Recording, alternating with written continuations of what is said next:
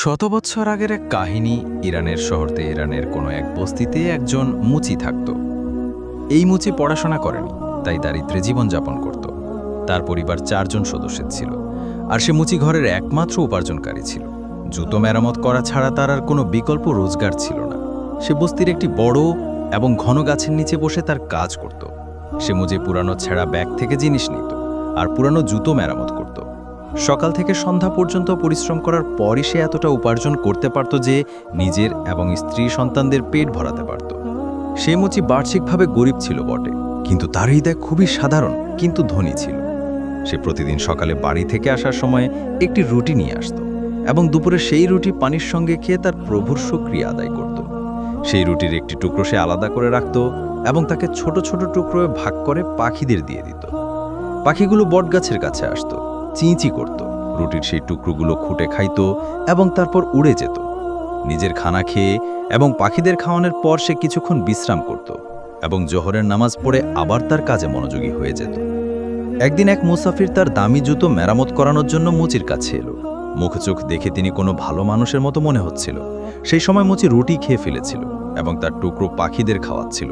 মুসাফির এই দৃশ্য দেখল যে শুকনো রুটি থেকেও মুচি পাখিদের জন্য একটি টুকরো রেখে দিয়েছে এবং তারপর হাত জোড় করে আল্লাহর শুকরিয়া আদায় করছে। তাই সে মুচির উদারতা এবং দরিয়াদিলি দেখে খুবই প্রভাবিত হল। মুসাফির তাকে বলল, বাবা, আপনি শুকনো রুটি খেয়েও প্রভুর শুকরিয়া আদায় করেন। যদিও এই দুনিয়ায় এমন অনেক মানুষ আছে যারা উৎকৃষ্ট খানা খেয়েও তাদের প্রভুর শুকরিয়া আদায় করে না, আর আপনি তো এই রুটির অর্ধেকটা পাখিদেরও দিয়ে দেন। মুচি উত্তর দিয়ে বলল, আমি গরিব বটে, তবুও কোনো ধনীর চেয়ে কম নই। প্রভু আমাকে সবচেয়ে বড় সম্পদ স্বাস্থ্য দিয়েছেন। যদি স্বাস্থ্য না থাকে তাহলে মানুষ সব কিছু থাকা সত্ত্বেও কিছু খেতে পারে না। আমার হাত পা সুস্থ আছে, আমি কাজ করতে পারি এবং ধৈর্যের সম্পদও আমার কাছে আছে, তাহলে আমি আমার প্রভুর শুকরিয়া কেন না করব? এই পাখিগুলো আমার প্রতিবেশী, তাদেরও অধিকার আছে। আমি তাদের অধিকার রুটির একটি গ্রাস দিয়ে পূরণ করি, আর এটা করতে আমার কিছুই নষ্ট হয়, বরং তাদের কিচিরমিচির শুনে আমার হৌসলা আরও বেড়ে যায়। মুসাফির এটা শুনে খুব খুশি হলো। তিনি কোরআনের কিছু আয়াত পড়লেন। মুচি সেই সব আয়াত শ্রদ্ধা ও সম্মানের সঙ্গে শুনল এবং বলল, এই আয়াতগুলোর মানে আমাকেও বোঝান। মুসাফির বললেন, এই আয়াতগুলোর মানে হলো, হে আল্লাহ, রাজশাসীর মালিক তুমি একমাত্র। তুমি যাকে চাও রাজত্ব ও সম্মান দাও, যাকে চাও অপমান দাও। ভালো কেবল তোমারই হাতে, নিশ্চয়ই তুমি সবকিছুর ওপর ক্ষমতাবান। মুচি মুসাফিরের জুতো মেরামত করতে করতে বলল, বেটা, আমি তোমার কাছ থেকে মজুরি নেব না, শুধু তুমি আমাকে কিছু আয়াত মুখস্থ করিয়ে দাও, যাতে আমি তা মনে রাখতে পারি এবং আমার মুখে পড়তে থাকি। কয়েক মুহূর্তেই মুসাফির মুচিকে সেই আয়াতগুলো মুখস্থ করিয়ে দিলেন। তারপর সালাম করে বিদায় নিলেন। মুসাফির চলে যাওয়ার পর মুচি সেই আয়াতগুলো অবিরত পড়তে থাকল, যেগুলোর প্রতি তার গভীর ভালোবাসা হয়ে গেল। এখন সেই আয়াতগুলো সবসময় তার মুখে থাকত। যখনই সে পাখিদের কিচিরমিচির শুনত, হুক্কুমুক্কু হেসে বলতো, ওয়াহ ওয়াহ, তোমাদেরও আয়াত মুখস্থ হয়ে গেছে। এভাবে কয়েকদিন কেটে গেল, কিন্তু হঠাৎ মুচির ওপর একটি মুসিবত এসে পড়ল। কয়েকদিন ধরে কোনো জুতো মেরামতের জন্য আসেনি এবং কোনো গ্রাহকও মুচির দিকে ঘুরে তাকায়নি। বেচারা মুচির কাছে মাত্র কিছু পয়সা বাকি ছিল। সে বাজারে গেল এবং তা দিয়ে আটা কিনে নিল এবং কয়েকদিনের খাবারের ব্যবস্থা হয়ে গেল। সে প্রতিদিন তার কাজে যেত, সেই বটগাছের নিচে বসে থাকত, গলির দিকে বড়ই আকুল নজরে তাকিয়ে দেখত যে হয়তো এখনই কেউ তার দিকে আসছে না। জুতো মেরামতের কোনো কাজ। পরের কয়েকদিনেই আটাও ফুরিয়ে গেল এবং পাখিগুলো প্রতিদিন রুটির আশায় খালি হাতে ফিরে যেতে লাগলো। পরের দিনও সে কাজে গেল, সারাদিন ভুকা বসে থাকলো এবং বারবার শুধু পানি পান করে কাটিয়ে দিল। তাকে ভুকা লাগছিল, কিন্তু তার কাছে খাওয়ার কিছুই ছিল না। নিজের সঙ্গে সঙ্গে তার স্ত্রী সন্তানদের চিন্তাও তাকে কষ্ট দিচ্ছিল। সারাদিন কোনো কাজ না এলে সন্ধ্যায় খালি হাতে ক্লান্ত হয়ে বাড়ি ফিরে এলো। বাড়িতে একদানা শস্যও ছিল না। সবাই ভুকা পেটে ঘুমিয়ে পড়ল। এই অবস্থায় আরও 2 দিন কাটল। পানি ছাড়া তাদের পেটে কিছুই যায়নি। পরিবারের সবাই ভুকায় নিঃশক্ত হয়ে পড়েছিল। বাড়িতে এমন কিছু বাকি ছিল না যা বিক্রি করে আটা বা খাবার দাবার কেনা যায়। এক সন্ধ্যায় মুচির স্ত্রী খুবই মনমরা ছিল। সে তার সন্তানদের ভুকায় কাঁদতে দেখতে পারছিল না। বুড়ো মুচি যখন বাড়ি ফিরল, তখন সে কাঁদতে লাগলো এবং বলল, যদি আজ তারা কিছু না খায় তাহলে আমাদের নিষ্পাপ সন্তানরা মরে যাবে। 4 দিন হয়ে গেল তাদের পেটে এক দানাও যায়নি। এই নির্দোষ শিশুদের কি অপরাধ? মুচির স্ত্রী তাকে বলল, আপনি আজ এটা করুন, সামনের বাড়িতে চলে যান। আজ সেখানে খাবারের আয়োজন হচ্ছে, বাইরে হলুদি রান্না করছে। আপনি পড়শির থেকে কিছু খানা বা পয়সা মেগে নিন, যাতে এই শিশুদের পেট ভরে। মুচি উদাস হয়ে বসেছিল। সে বলল, আমাদের সামনের পড়শি খুবই কৃপণ। সে গরিব মানুষদের সাহায্য করাকে একটি অপরাধ মনে করে। আমি কারো ঋণ নিতে চাই না, তবে এই শিশুদের অবস্থা আমার সহ্য হচ্ছে না। আমার তার কাছ থেকে কোনো আশা নেই, তবে তুমি যদি বলো তাহলে আমি যাই। হয়তো আল্লাহ তার হৃদয়ে রহমত দান করেন। মুচি তার পড়শিওর কাছে গেল, তাকে সালাম করল এবং বলল, সাহেব, আমি কোনো ভিখারি নই, কিন্তু 4 দিনের ভুকি আমাকে বাধ্য করেছে। আমি আমার সন্তানদের জন্য আপনার কাছে খানা মাগতে এসেছি।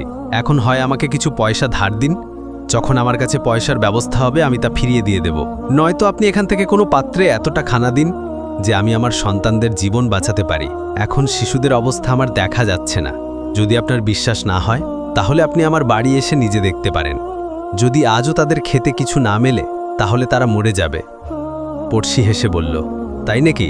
বড় চালাক। বাড়ির বাইরে হলুদিদের রান্না করতে দেখে ভেবেছেন, চলো আজ এদের কাছ থেকে মেগে খাই। কিন্তু তোমার মতো লোকদের সঙ্গে কিভাবে আচরণ করতে হয় আমি জানি। সেই পড়শি নিষ্ঠুর এবং নির্দয় ছিল। সে নির্দয়ভাবে মুচিকে ধাক্কা দিল, ফলে সে দেওয়ালে গিয়ে ধাক্কা খেল এবং তার কপাল থেকে রক্ত বইতে লাগলো। সে ঘুরে মাটিতে পড়ে গেল। মুচি বেচারা কয়েক মুহূর্ত মাটিতে পড়ে রইল। তার মধ্যে এত শক্তি ছিল না যে সে তার নিষ্ঠুর পড়শিওর সঙ্গে লড়ে। কোনো সাহারাও ছিল না যে তাকে তুলে নেবে। সে অসহায়ভাবে মাটিতে পড়েছিল। আর এই সেই মুহূর্ত যখন মানুষের মনে আল্লাহর কথা সবচেয়ে বেশি মনে পড়ে। যখন সে সব দরজা থেকে প্রত্যাখ্যান হয়, তখন শুধু আল্লাহর দরজাই থাকে। সে আকাশের দিকে তাকালো এবং ধীরে বলল, ইয়া আল্লাহ, আমি কখনো কারো হক মারিনি, কখনো কারো সামনে হাত পাতিনি, কিন্তু আজ আমার সন্তানদের জন্য তোমার একজন বান্দার সামনে মাথা নত করতে হয়। কিন্তু সম্পদের অহংকারে সে আমাকেও অপমানিত করল। তবে আমি জানি তুমি সবকিছু দেখছো। মুচি টলতে টলতে উঠল। তখন তার পড়শিওর চাকররা তাকে ধাক্কা মেরে বাইরে ফেলে দিল। সে বেচারা আরেকবার পড়ে গেল, বড় কষ্টে উঠল এবং ধীরে ধীরে গলিতে হাঁটতে লাগল। কিন্তু সে এই অবস্থায় বাড়ি যেতে চায়নি। তার কপাল দেওয়ালে ধাক্কা খাওয়ার কারণে বেশ জখম হয়ে গেছে। যাই হোক, টলতে টলতে সে গলিতে হাঁটতে থাকলো। কিছুক্ষণ হাঁটার পর সামনে তাকে একটি মসজিদ দেখা গেল, তাই সে মসজিদের দিকে হাঁটতে লাগলো। যখন সে মসজিদে পৌঁছল, তখন প্রথমে তার কাপড় থেকে ধুলো ঝাড়ল, তার কপালের জখম পরিষ্কার করল এবং কষ্টে অজু করে নামাজ পড়তে মগ্ন হয়ে গেল। নামাজ আদায় করার পর সে প্রভুর সামনে কাঁদতে লাগলো এবং চোখের পানির সঙ্গে তার পাপের মাফ চাইতে লাগলো। সে কাঁদতে থাকলো এবং কাঁদতে চাঁদতে সেই আয়াতগুলো পুনরাবৃত্তি করতে লাগলো, যা তাকে সেই মুসাফির মুখস্থ করিয়েছিল। হে আল্লাহ, রাজসমাপ্তির মালিক তুমি। তুমি যাকে চাও সম্মান দাও, তুমি যাকে চাও অপমান দাও, এবং তুমি সব কিছুর উপর ক্ষমতা রাখো। এমন সময় মসজিদে একজন লোক এলো। যখন সে মুচির মুখ থেকে এই কথাগুলো শুনল, তখন তার হৃদয়ে গভীর প্রভাব পড়ল। সেও সেখানে নামাজ পড়তে লাগল। নামাজ আদায় করার পর সে মুচিকে সালাম করল এবং বলল, আমি একজন ব্যবসায়ী। আমি এই শহরে আমার মালপত্র নিয়ে এসেছি, কিন্তু যখন আমি এখানে পৌঁছলাম তখন আমার সঙ্গীর মৃত্যু হয়ে গেল। এখন আমার একজন নতুন সঙ্গী দরকার। তুমি আল্লাহর ঘরে আছো আর আমিও। যদি তুমি আমার সঙ্গে কাজ করো তাহলে আমি তোমার পুরো হক দেব, তবে তুমি প্রতিশ্রুতি দাও যে সততার সঙ্গে কাজ করবে। মুচি প্রভুর শুকরিয়া আদায় করল, কারণ প্রভু তার দোয়া শুনেছিলেন। মুচি এই ব্যবসায়ীর সঙ্গে কাজ করতে রাজি হল। তারপর সেই লোকটি মুচিকে কিছু টাকা দিল এবং বলতে লাগল, এই কিছু টাকা রাখো, তুমি আমার কাছে প্রয়োজনীয় মনে হচ্ছ। আমরা কাল থেকেই কাজ শুরু করব। মুচি তার কাছ থেকে টাকা নিল এবং সেই টাকায় কিছু খাবার দাবার কিনে বাড়ি নিয়ে গেল। সবাই মিলে খানা খেল এবং আল্লাহর শুকরিয়া আদায় করল। পরের দিন মুচি ব্যবসায়ীর সঙ্গে কাজ শুরু করল। সেই ব্যবসায়ী বাজারে একটি দোকান ভাড়া নিল। সেই ব্যবসায়ী অন্য শহর থেকে চামড়ার জিনিসপত্র এনে সেই দোকানে রাখত। সেই দোকান মুচির হাতে তুলে দিয়েছিল, কারণ মুচি তার মাল বাজারে বিক্রি করত। সে মুচির সঙ্গে মিলে এই ব্যবসা বেশ কয়েক বছর করল। এতে তার অবস্থা বদলে গেল এবং তার কাছে অনেক টাকা জমা হয়ে গেল। যখন সে ব্যবসায়ী তার শহরে ফিরে যাওয়ার জন্য রওনা হলো, তখন একদিন সে মুচিকে তার কাছে ডাকল এবং বলতে লাগল, বাবা জি, আমি আপনার চেয়ে শত পরিশ্রমী মানুষ এই দুনিয়ায় আগে কখনো দেখিনি। আপনার সঙ্গে থাকার কারণে আল্লাহ আমাদের ব্যবসায় এত উন্নতি দিয়েছেন যে অন্য কোথাও থেকে আমি সারা জীবনেও এত সম্পদ কামাই করতে পারতাম না। এখন আমি আমার শহরে ফিরে যেতে চাই এবং আমার কাছে আপনার জন্য একটি বড় সুখবর আছে। তা হলো এই দোকান আমি আপনাকে উপহার দিচ্ছি। এখন এটা আপনার। আমাকে আপনার দোয়াই মনে রাখবেন। এটা বলে সেই ব্যবসায়ী মুচিকে সেই দোকান উপহার দিয়ে দিল, কারণ মুচি তার এত বছর সেবা করেছিল এবং এটা তার সেবা ও সততার প্রতিদান ছিল। সেই ব্যবসায়ী খুশি খুশি তার শহরে ফিরে গেল এবং মুচি সেই দোকান সামলাতে লাগলো। তাকে এই ব্যবসার জ্ঞান হয়ে গিয়েছিল এবং সে তার ব্যবসাকে আরও প্রসারিত করতে শুরু করলো। আল্লাহ তার ব্যবসায় বরকত দিলেন এবং সেই মুচি অল্প সময়ে শহরের সবচেয়ে ধনী মানুষ হয়ে গেল। সে একটি সুন্দর বাড়ি তৈরি করল এবং যে কুরআনের আয়াত সে সবসময় পড়ত তার লিখম একটি পাথরে লিখিয়ে তার বাড়ির প্রবেশদ্বারে লাগিয়ে দিল। এখন তার বাড়িতে অনেক চাকর কাজ করত এবং রাঁধুনি রান্নাঘরে প্রতিদিন প্রচুর খানা তৈরি করত। যে কোনো গরিব বা মিসকিন তার বাড়িতে আসতো, মুচি তাকে বসিয়ে খানা খাওয়াতো এবং তার সাহায্য করত। বটগাছে বসবাসকারী পাখিদেরও সে আজ পর্যন্ত ভোলেনি। সে প্রতিদিন তাদের রুটিও দানা দিত। তারপর একদিন শীতের মৌসুম ছিল। একজন লোক ঠান্ডায় কাঁপতে কাঁপতে তার দরজায় এলো। মুচির চাকর তাকে ভেতরে নিয়ে এলো, তাকে নতুন কাপড় দেওয়া হলো এবং মেহমানখানায় বসিয়ে তাকে গরম গরম খানা খাওয়ানো হলো। সেই লোকটির অবস্থা দেখে চাকর কাঁদতে লাগলো। ঘটনাক্রমে মুচির পা রান্নাঘরে পড়ল। সে চাকরকে কাঁদতে দেখে জিজ্ঞেস করল, কি ব্যাপার, তুই কেন কাঁদছিস? চাকর বলল, হুজুর, যে আয়াত আপনার দরজায় লেখা আছে আজ তার মানে আমার বুঝে এসেছে। এই লোকটি যে এইমাত্র ঠান্ডায় কাঁপতে কাঁপতে এখানে এসেছে কয়েক বছর আগে খুব ধনী ছিল। তার কাছে প্রচুর সম্পদ ছিল, কিন্তু সে সবসময় গরিবদের বোকা মনে করত এবং কখনো কাউকে দান করেনি। আজ সেই প্রভু তাকে এই অবস্থায় পাঠিয়েছেন। মুচি এটা শুনে বলল, সত্যি প্রভু সবকিছুর উপর ক্ষমতাবান, সম্মান ও অপমান তারই হাতে। তারপর যখন মুচি অন্য ঘরে গেল তখন দেখল এই তো সেই তার পুরানো অহংকারী পড়শি বসে আছে, যিনি কয়েক বছর আগে তাকে ধাক্কা দিয়ে তার বাড়ি থেকে বের করে দিয়েছিলেন। মুচি তাকে সালাম করল এবং বলল, আমি সেই গরিব মুচি যাকে কয়েক বছর আগে তুমি তোমার বাড়ি থেকে ধাক্কা মেরে বের করেছিলে। আমি ভিক্ষা মাগতে যাইনি, কিন্তু একবার কয়েকদিনের ভুকি আমাকে বাধ্য করেছিল যে আমি তোমার দরজায় সাহায্য চাইতে যাই। সেই সময় তুমি আমাকে তিরস্কার করে ঘর থেকে বের করে দিয়েছিলে। সেই দিন আমার কপালে যে আঘাত লেগেছিল তার চিহ্ন আজও রয়েছে। পড়শি মুচিকে চিনতে পেরে কাঁদতে লাগলো এবং কাঁদতে কাঁদতে বলল, প্রভু আমাকে শাস্তি দিয়েছেন। আমার সব ব্যবসা ধ্বংস হয়ে গেছে, আমার স্ত্রীও মারা গেছে এবং আমার সন্তানরাও আমাকে বাড়ি থেকে বের করে দিয়েছে। আমি এখন অসুস্থ ও দুর্বল হয়ে গেছি। এখন আমার না মাথার উপর ছাদ আছে, না কোনো সাহারা। এটা সত্য যে যে কেউ সম্পদের উপর অহংকার করে তার পরিণাম সব সময় খারাপ হয়। শুধু মানুষের উচিত অহংকার না করা। মুচি বলল, হ্যাঁ, সবকিছু প্রভুর হাতে এবং আল্লাহ ছাড়া কারো সামনে নিজের হাত পাতা উচিত নয় এবং সম্পদের উপর গর্ব করা উচিত নয়।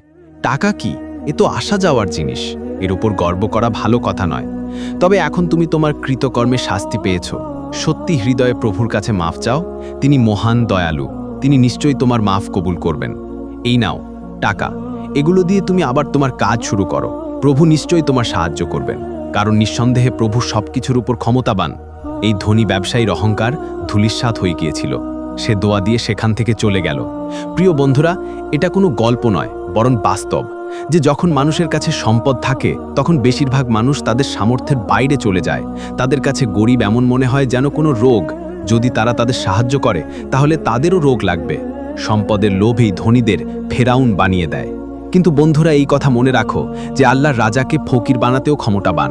তিনি যাকে চান সম্মান দেন এবং যাকে চান অপমানিত করেন। আমাদের উচিত সম্পদের উপর গর্ব না করা, বরং গরিব ও মিসকিনদের জন্য খরচ করা এবং দান খয়রাত করে যাওয়া। এতেই আমাদের কল্যাণ।